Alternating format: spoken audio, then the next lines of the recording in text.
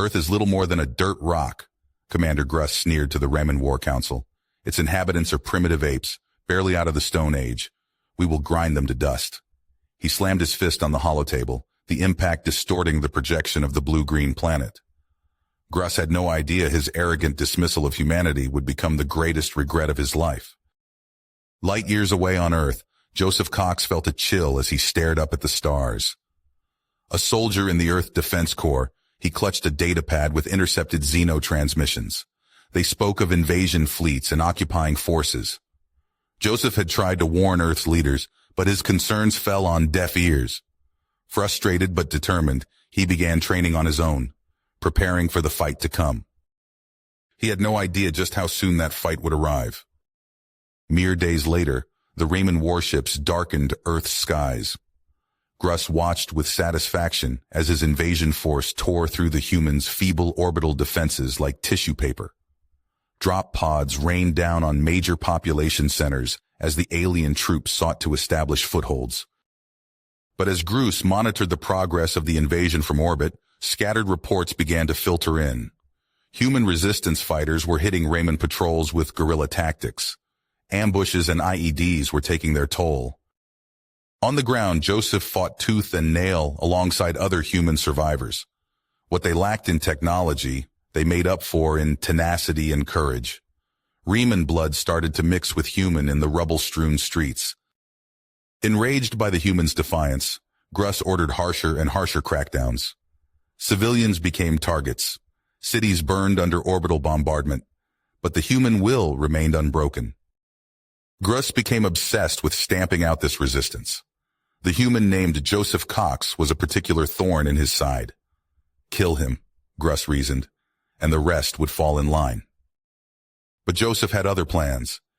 His exploits were becoming legend, a rallying cry for humanity. Across the planet, more took up arms each day, fighting to drive the alien oppressors from Earth. The Remans were starting to pay dearly for every inch of ground. Their own weapons were being turned against them by resourceful human insurgents. What should have been an easy conquest was turning into a morass with no end in sight. Gruss would learn too late the depths of human resolve. For even now, a desperate plan was being hatched by Joseph and his band of rebels. A final all-or-nothing gambit to break the Reman hold on Earth. The survival of the human race hung in the balance. Under cover of darkness, Joseph and his resistance fighters crept towards the Reman forward staging area. The alien structures loomed ahead, filled with defenses. Joseph signaled his team into position. Alex, a young recruit with nerves of steel, crouched beside him, gripping his weapon tightly. At Joseph's command, they sprang into action. Suppressed rifle shots dropped the Reman sentries noiselessly. Demolition teams rushed forward, planting charges on the grounded landing craft and supply depots. Suddenly alarms blared as the Remans noticed the intrusion. Green plasma bolts lashed out at the humans. Joseph and his fighters dove for cover, returning fire. Bullets pinged off Reman armor as the aliens advanced. Joseph saw Alex pinned down, a trio of Remans closing in. He rushed forward, dispatching them with well-aimed shots. Alex nodded in gratitude as Joseph hauled him to his feet. They had to buy time for the demo teams. Reman reinforcements poured in as explosions tore through the staging area. Flames engulfed the landing craft and munition dumps. Joseph called for a retreat. The teams fell back, dodging plasma fire as the inferno grew behind them. News of the attack hit Gruss like a hammer blow. The Reman commander paced his ship's bridge, seething with rage. His subordinates cringed as he slammed a fist into a bulkhead. "I want those rebels found," Gruss snarled. "Raise their hiding holes, burn their cities, kill anyone who even looks at you the wrong way." In the following days, reports of atrocities flooded in. Gruss's troops stormed human settlements. Families were dragged from their homes. Suspected resistance sympathizers were lined up against walls and shot. The streets ran red. But the brutality only hardened human tenacity. For every civilian executed, a dozen more took up arms. Joseph and Alex led daring raids to free captives. It was on one such mission that they made a chilling discovery. In a Riemann labor camp, humans toiled under the guns of their captors to build a colossal cannon, aimed skyward.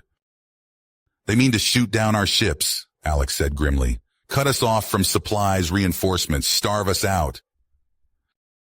Joseph's eyes narrowed. The cannon could doom the resistance. They had to destroy it. The plan was desperate, almost suicidal. Hijack an enemy transport, infiltrate the facility, rig it with explosives. Joseph, Alex, and a small team volunteered. They knew the risks. Disguised in stolen Riemann armor, they slipped aboard a transport and shipped out to the cannon. Hiding in cargo crates, they emerged inside and fanned out, planting charges. Then all hell broke loose. A Riemann patrol stumbled onto them. Plasma and bullets flew as alarms screeched. The humans fought like cornered wolves, but the Riemanns kept coming. Gruss strode into the embattled facility, his eyes ablaze with malice. He had come to crush this impudent resistance himself. His troops forced the humans back into a dead-end corridor. "Surrender, and I may spare your lives," Gruss called out. Joseph leaned out from cover and locked eyes with the warlord. Gruss laughed in triumph, his gun leveled at Joseph's head. "Lower your weapons, or my troops will execute the humans we've captured," Gruss said. "You've lost." With a snarl of frustration, Joseph complied. His rifle clattered to the floor. Gruss's smile widened. Then Alex stepped forward, a detonator gripped tightly in his fist. "This facility is rigged to blow." Tears fell from his eyes as he looked to Joseph. "Get our people out." He whispered, "Give them hell." Then he pushed the detonator. The world turned to fire. Joseph ran as Alex disappeared in the flames. Explosions ripped through the cannon's supports. It listed, crumpled, then collapsed in on itself. Gruss howled in rage as his troops scattered. Joseph barely made it out before the facility blew itself apart. He stumbled into the daylight, choking on ash and grief. Alex was gone, but his sacrifice had lit a fire in the hearts of every resistance fighter. They had struck the Riemanns a grievous blow, and they were not done fighting, not by a long shot. The destruction of the Riemann cannon sent shockwaves through the alien invasion force. Joseph seized the moment, rallying resistance cells across the globe for a coordinated counterattack. "Hit them hard and fast," Joseph instructed his lieutenants over encrypted channels. "Target their supply depots, comm arrays, anything to disrupt their operations." Resistance fighters struck Riemann outposts under cover of darkness. IEDs took out alien convoys. Guerrilla teams sabotaged landing zones. The attacks were relentless, giving the Riemanns no time to regroup. As news of the successes spread, more humans joined the fight. Civilians took up arms. Military units that had gone to ground emerged to link up with Joseph's forces. The resistance swelled from scattered cells into a global army. On his command ship, Gruss paced frantically, barking contradictory orders. "Crush the humans. No. Pull back to defensible positions. Wait. Deploy the reserve forces." His officers exchanged worried glances. Zolark, Gruss's second-in-command, watched with narrowed eyes. He leaned close to a fellow officer. "The commander seems unstable," he whispered. "Perhaps the stress is too much for him." The officer nodded slowly. "Indeed. One wonders if he's fit to lead this campaign." Zolark allowed himself a small smile. The seeds of doubt were planted. Meanwhile, Joseph gathered his most elite fighters. "We've got them on the ropes," he said. "Now, we cut off the head." They ambushed a Riemann shuttle during a supply run. Joseph took the controls, guiding them towards the orbiting command ship. "Remember," he told his team, "we're here to capture Gruss. No unnecessary risks." They docked without incident. The moment the airlock cycled, Joseph's team burst out firing. They fought their way through corridors, leaving stunned Riemanns in their wake. "Bridge is just ahead," Joseph called out. He readied a breaching charge on the sealed doors. 3, 2, 1. The explosion rocked the ship. Joseph's team stormed onto the bridge amid smoke and confusion. There stood Gruss, eyes wide with shock. But before Joseph could act, Zolark stepped forward. "Commander Gruss," he said, voice dripping with disdain. Your incompetence has doomed our mission. You are unfit for command. Grus's shock turned to rage. With an animalistic roar, he lunged at Zolark. The two Raymans grappled violently, forgotten troops scattering to avoid their flailing limbs. Joseph didn't waste the opportunity. He and his team secured the bridge controls in moments. Working quickly, Joseph patched into the ship's communication system. His voice boomed across every Rayman frequency. Attention all Rayman forces. This is Joseph Cox of the Human Resistance. Your commander has been defeated. Your invasion has failed. Stand down and surrender immediately. Confused reports flooded in from Rayman units. Many, demoralized by weeks of brutal fighting, complied without question. Grus, hearing the broadcast, broke away from Zolark with a roar. He charged at Joseph, claws extended, but Zolark was there in an instant, tackling his former commander to the ground. It's over, Grus, Zolark said coldly. Accept it with whatever dignity you have left. In the days that followed, Joseph coordinated with resistance cells worldwide. Human forces retook city after city as the Rayman occupation crumbled. Zolark, now the de facto Rayman leader, approached Joseph under a flag of truce. This conflict has gone on long enough, he said. Perhaps it is time we discuss terms. Joseph nodded grimly. Perhaps it is. The negotiations were tense but productive. A ceasefire was declared as the framework for a Rayman withdrawal was hammered out. Grus, bound and shackled, was loaded onto a transport back to the Rayman homeworld. Zolark addressed the assembled alien troops. Grus acted without sanction, he declared. His reckless invasion was not authorized by our government. We deeply regret the suffering caused by his actions. On Earth, crowds filled the streets in celebration. Joseph found himself mobbed wherever he went, hailed as humanity's savior. But he took no joy in the adulation. His thoughts were with those who had fallen, Alex and countless others. At a memorial service for the resistance fighters, Joseph spoke of their sacrifice.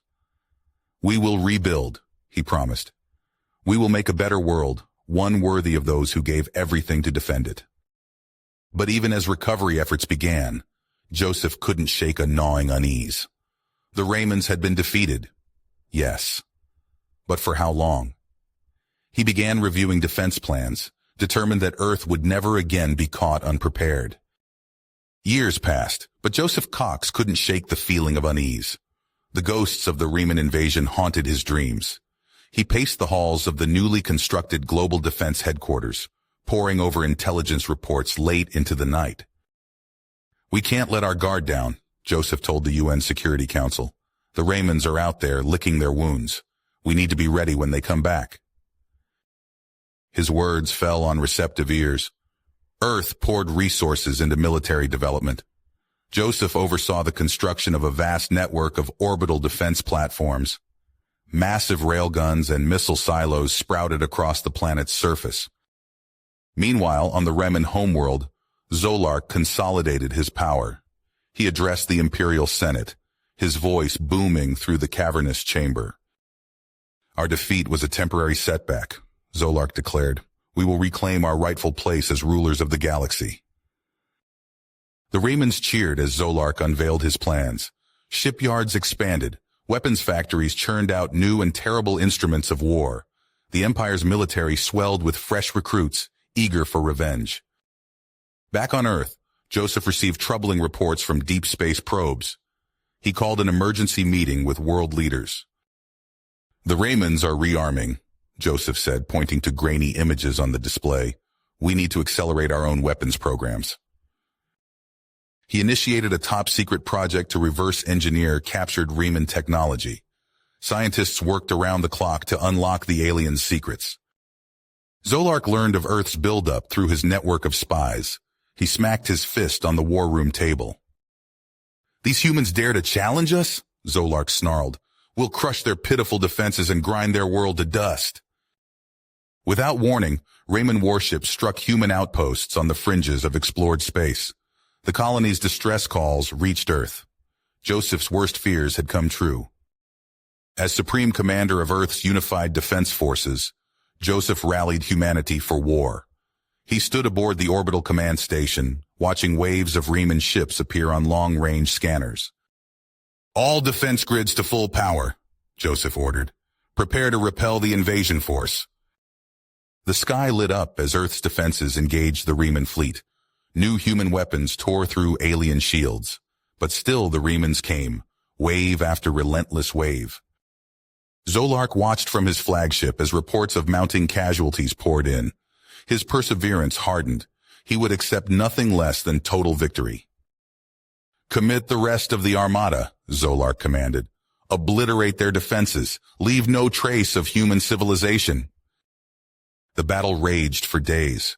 Joseph coordinated a desperate defense, balancing ground-based weapons with counterattacks from Earth's own fledgling space fleet. But as the stalemate dragged on, Zolark grew impatient.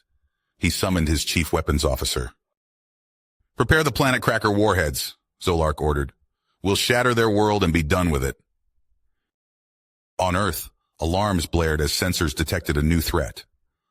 Joseph's blood ran cold as he realized what the Riemanns had unleashed. "Sir, we're picking up multiple inbound projectiles," an officer reported. "Energy signatures indicate some kind of doomsday device." Joseph's mind raced. The fate of humanity hung in the balance. He had mere minutes to decide how to confront this apocalyptic threat. Joseph's blood ran cold as he processed the horrifying reality. Zolark had unleashed doomsday weapons capable of shattering Earth into lifeless fragments. With mere minutes to act, Joseph made the gut-wrenching decision. "Divert all planetary defenses to intercept those warheads," he ordered, his voice tight. "Every orbital platform, every ground silo, I want everything we've got focused on stopping those planet killers." Frantic activity erupted across Earth's defense network. Missile silos pivoted, their payloads redirected skyward. Orbital platforms fired up their engines, maneuvering into the path of the oncoming Riemann warheads. Joseph watched the tactical display, his fists clenched. Hundreds of points of light representing Earth's defenses streaked toward the incoming threat. The two masses collided in a silent, devastating light show. One by one, Earth's defenders winked out. Orbital platforms disintegrated. Ground-based missiles expended themselves, but they took the Riemann warheads with them. When the carnage cleared, Earth still stood, but its defensive shield lay in ruins. "Status report," Joseph barked. "Sir, 95% of our orbital defenses are gone. 87% of ground-based systems destroyed or depleted." Joseph nodded grimly. The sacrifice had bought them a chance, however slim. "Mobilize all surviving ships," he commanded. "We're taking the fight to Zolark." What remained of Earth's battered fleet surged forward. Joseph stood on the bridge of the flagship, his eyes locked on the looming shape of Zolark's command vessel. "Prepare boarding parties," Joseph said. "We end this now." The human ships punched through the disorganized Riemann lines. Boarding pods slammed into the hull of Zolark's flagship. Joseph led the charge, plasma rifle clutched tightly. They fought their way through twisting corridors, the deck slick with blood, both human and Riemann. Joseph's Marines fell one by one, but still they pressed on. At last they reached the bridge. The doors blew open in a shower of sparks. Joseph burst through the smoke, coming face to face with Zolark. The Riemann commander snarled, baring razor-sharp teeth. He lunged at Joseph, claws extended. The two grappled, locked in mortal combat as chaos raged around them. Joseph felt Zolark's talons rake across his face. He answered with a vicious headbutt that sent the alien reeling. Before Zolark could recover, Joseph tackled him to the ground. "It's over," Joseph growled, pinning the Riemann leader. With Zolark subdued, Joseph dragged him to the ship's communication array. "Order your fleet to stand down," Joseph demanded. "Now!" Zolark glared hatefully, but complied. His voice rang out across every Riemann frequency. "This is Commander Zolark. Our attack has failed. All ships, surrender." The fight drained out of the Riemann armada, weapons powered down, engines cut out. Joseph had won, but at a terrible cost. In the aftermath, fury swept through humanity's off-world colonies. The newly formed Allied Human Senate convened, demanding retribution.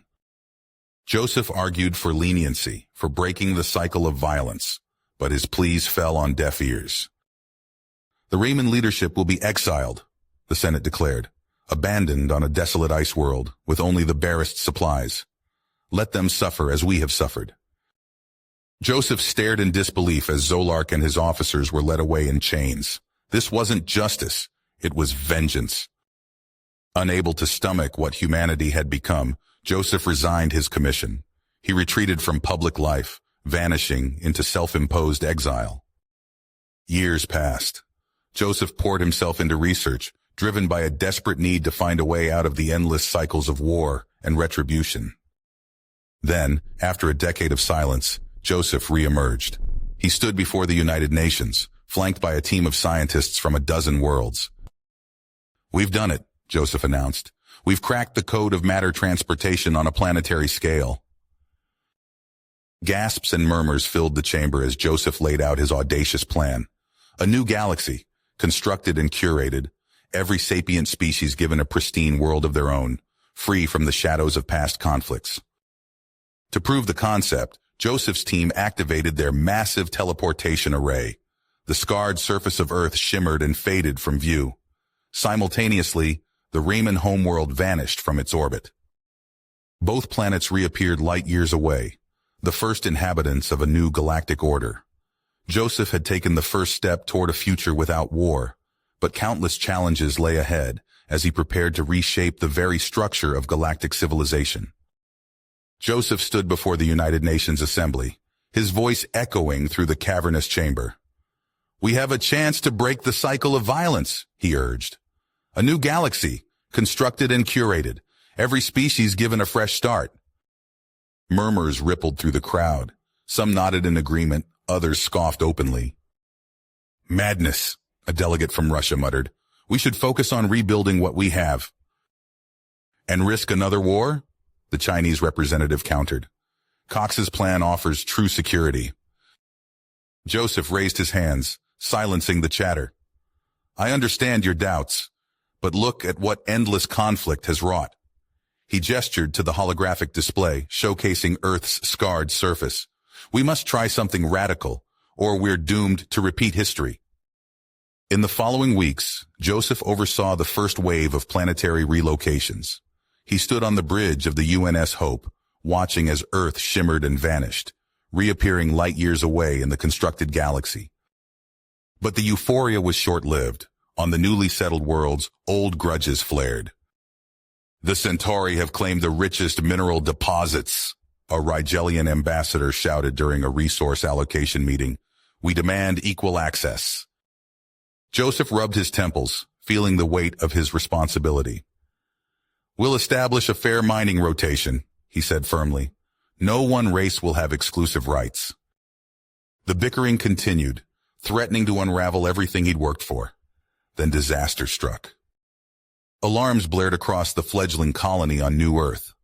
Joseph rushed to the command center, where grim-faced technicians huddled around monitors. "Sir, we've got multiple explosions at the main terraforming facility," a lieutenant reported. "It's the Terra Prime extremists. They're trying to undo the Riemann-compatible modifications." Joseph's eyes sharp. He'd known some would resist change, but he hadn't anticipated this level of violence. "Mobilize the peacekeepers," he ordered, "and get me a direct link to the other race's leaders. We need a united front against this threat." Hours later, Joseph addressed a hastily assembled council of alien representatives. "We cannot let a handful of extremists derail our progress," he implored. "I propose a joint security force, drawn from all our peoples." There were nods of agreement around the table. Joseph's reputation as the hero who defeated the Riemanns carried weight. "We stand with you, Cox," the Aldebaran ambassador declared, "for the good of all our races." With the immediate crisis averted, Joseph turned his attention to a growing problem. Despite the success of the relocation efforts, pockets of resistance remained on the old Earth and Remus. He pored over intelligence reports, his brow furrowed with concern. These holdouts were small in number, but their very existence threatened the fragile peace of the new galaxy. Joseph brought his concerns to the Allied Senate. "We can't allow these splinter groups to fester," he argued. "They could reignite conflict on a massive scale." After heated debate, the Senate granted Joseph expanded authority. "Do what you must," the Senate president told him gravely. "But tread carefully. There are already whispers of overreach." Ignoring the protests of civil liberties groups, Joseph assembled an elite strike force. He handpicked soldiers and diplomats from a dozen different species, united in their commitment to the new galactic order. Their ships slipped back into the old galaxy under cover of darkness. On the ruined Earth, Joseph's troops surrounded the last holdout of human resistance, a fortified compound in the Rocky Mountains. "This is your final warning," Joseph's voice boomed over loudspeakers. "Surrender peacefully and join us in the new galaxy." For tense hours there was no response. Then, a single figure emerged, hands raised. Others followed. By nightfall, the compound was empty. Similar scenes played out on Remus. Joseph personally led the assault on the Imperial Palace, where die-hard loyalists had barricaded themselves. "It's over, Zolark," Joseph called out, facing his old nemesis across a rubble-strewn courtyard. "There's nothing left to fight for here." The Raymond commander's shoulders sagged. With a gesture, he ordered his troops to lay down their weapons. With the last resistors secured, Joseph turned his attention to the next phase of his audacious plan. On the translocated Riemann homeworld, he walked through lush jungle that had once been barren wasteland. "The atmospheric processors are exceeding expectations," a Raymond scientist reported proudly. "We've eliminated 90% of the toxic spore colonies." Joseph nodded, pleased. "And how are the Earth native species adapting?" "Remarkably well," the scientist replied. "The modified strains are thriving." On New Earth, Joseph oversaw similar transformations. Riemann-compatible biomes took root alongside terrestrial ecosystems. It was a delicate balance, but one that held the promise of a shared future. As he looked out over the alien yet familiar landscape, Joseph allowed himself a moment of hope. The path ahead was uncertain, but for the first time in generations, peace seemed within reach. Joseph's dream of a harmonious future crumbled before his eyes. The fragile peace he'd worked so hard to build was unraveling at an alarming rate. On the re-engineered Riemann homeworld, explosions rocked the shared biospheres. Plumes of acrid smoke rose from the ruins of carefully cultivated alien flora. Human supremacists, faces hidden behind masks, planted incendiary devices among the delicate ecosystem. "For Earth!" they shouted as they fled, leaving destruction in their wake. Days later, on New Earth, Joseph surveyed the charred remains of a human agricultural complex. The smell of burnt crops filled the air. A Riemann extremist group had struck in retaliation, destroying vital food supplies. Joseph addressed a tense gathering of human and Riemann representatives. "We cannot let the actions of a radical few destroy everything we've built," he pleaded. His words fell on deaf ears as shouts and accusations filled the chamber. Despite his efforts at dialogue, violence escalated. Joseph ordered increased security patrols and stricter measures against known extremists. But for every cell they dismantled, 2 more seemed to spring up in its place. The breaking point came with a devastating attack on a Riemann population center. A human supremacist group had weaponized a biotoxin specifically engineered to target Riemann physiology. Joseph watched in horror as the death toll climbed. Thousands of Riemanns writhed in agony, their bodies rejecting the very air they breathed. Medical teams worked frantically, but they were overwhelmed by the scale of the catastrophe. Outrage spread like wildfire through Raymond communities. Hardliners seized upon the tragedy, using it to fuel anti-human sentiment.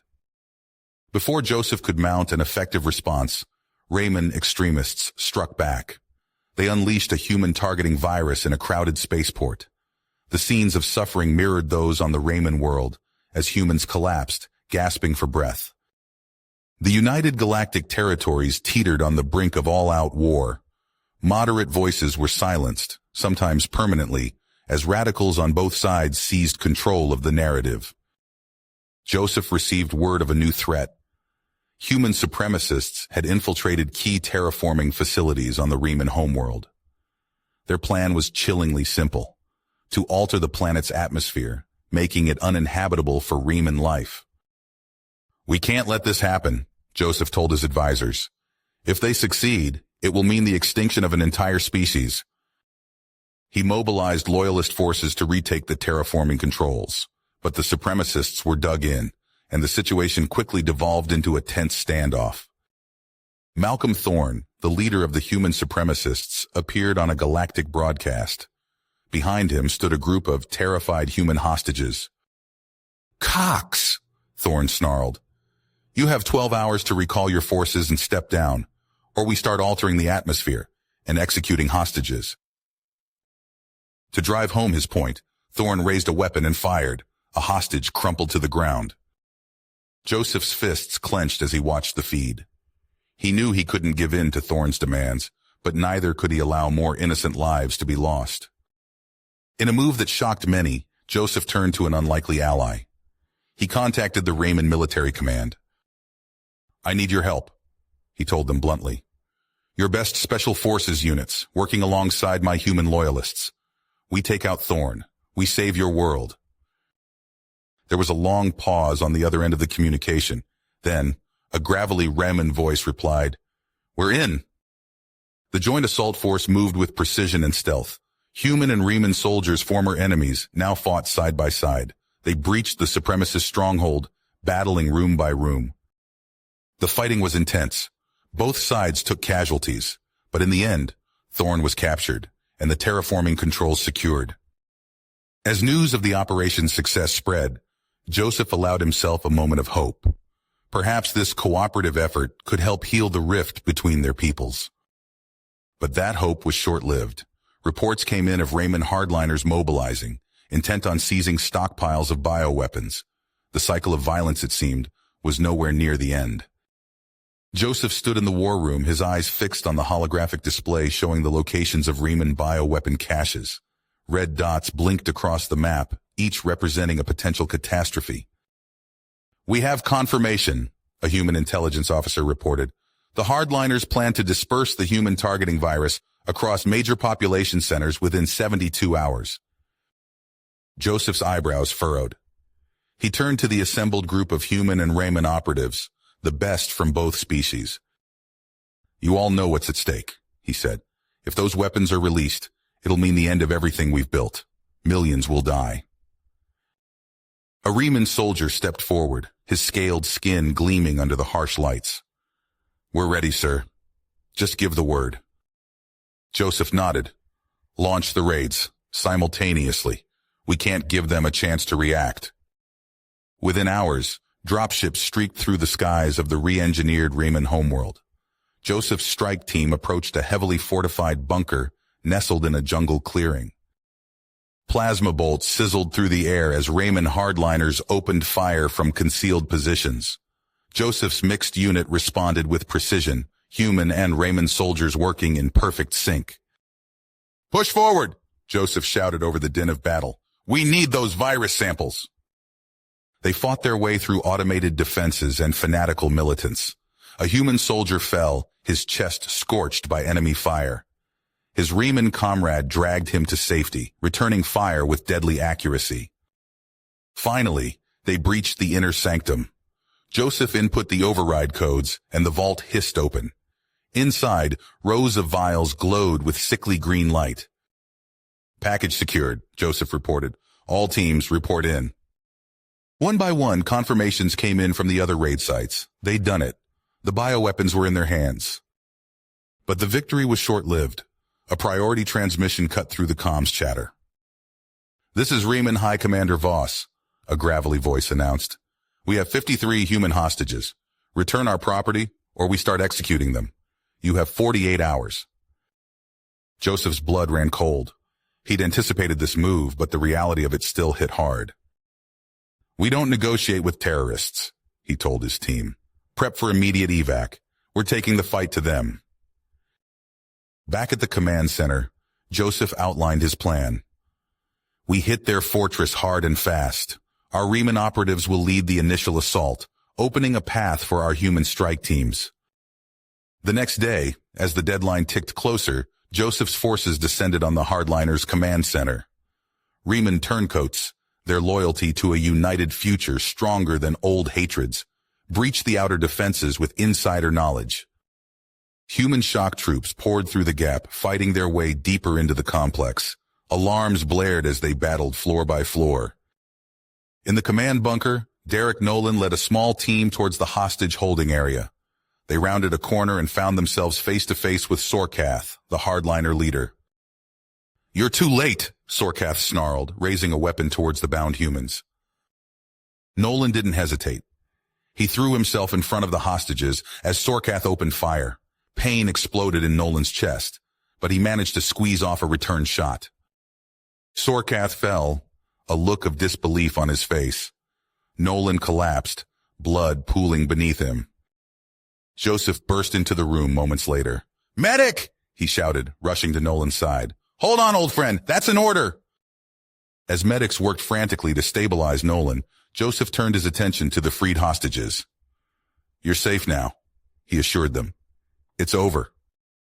In the days that followed, Joseph oversaw the final securing of bioweapon stockpiles. With Sorkath dead and their plan in ruins, the hardliner resistance crumbled. Addressing a joint human-Raymond assembly, Joseph declared the crisis determination, but his voice carried a note of weariness. "We've averted disaster," he said. "But the road ahead remains long. Old hatreds nearly destroyed everything we've worked for." Later, alone in his quarters, Joseph pored over reports. The events of the past weeks burdened immensely on him.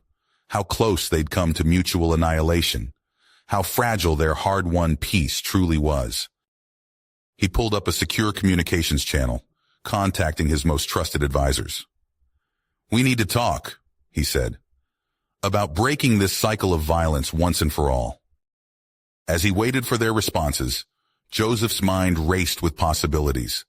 Radical ideas that just days ago he would have dismissed as unthinkable. But now, with the specter of genocide so fresh, he knew. Joseph paced in his private laboratory, surrounded by holographic displays of DNA strands and neural pathways.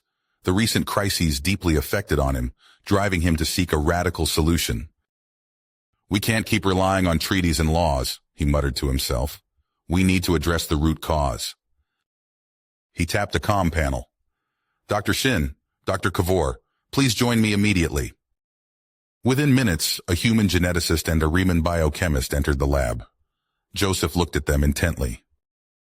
"I'm initiating a new research program," he announced.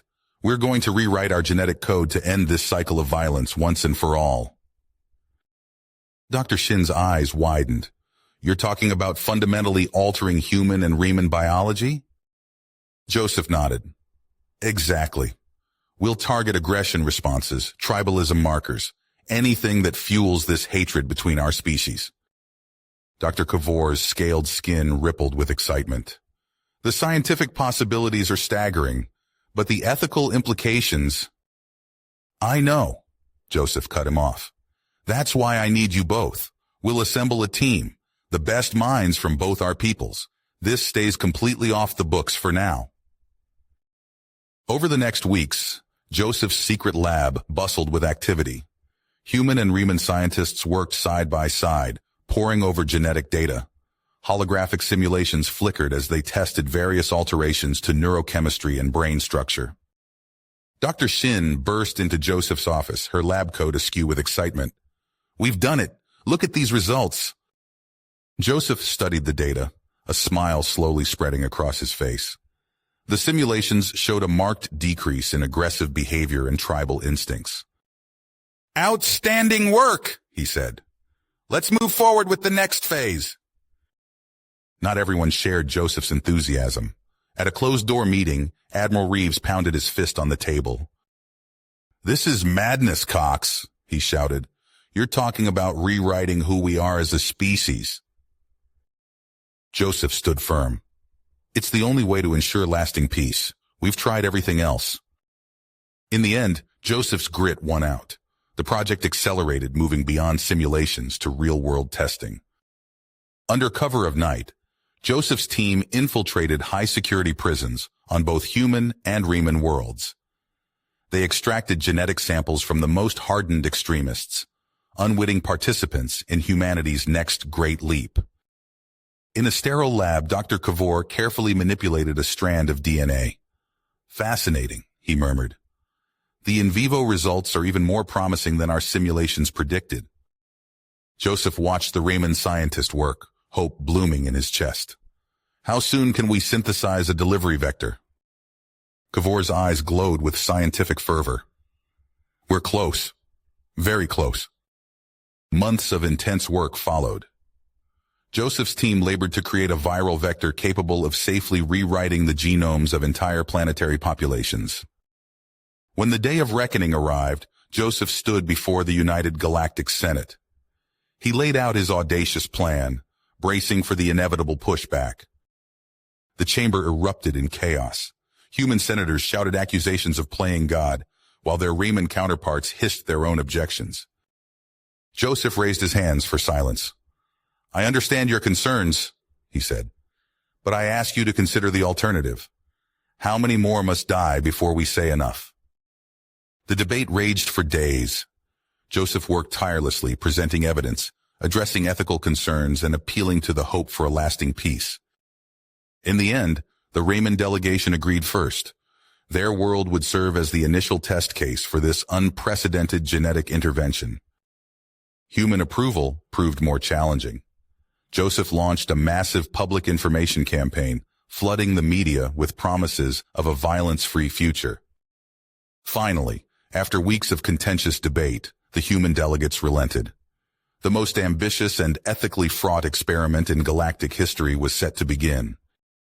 On the Riemann homeworld, Joseph watched as the synthesized viral vector was released into the atmosphere. Billions of microscopic agents began their work, subtly altering the genome of an entire species. And now, Joseph thought, we wait.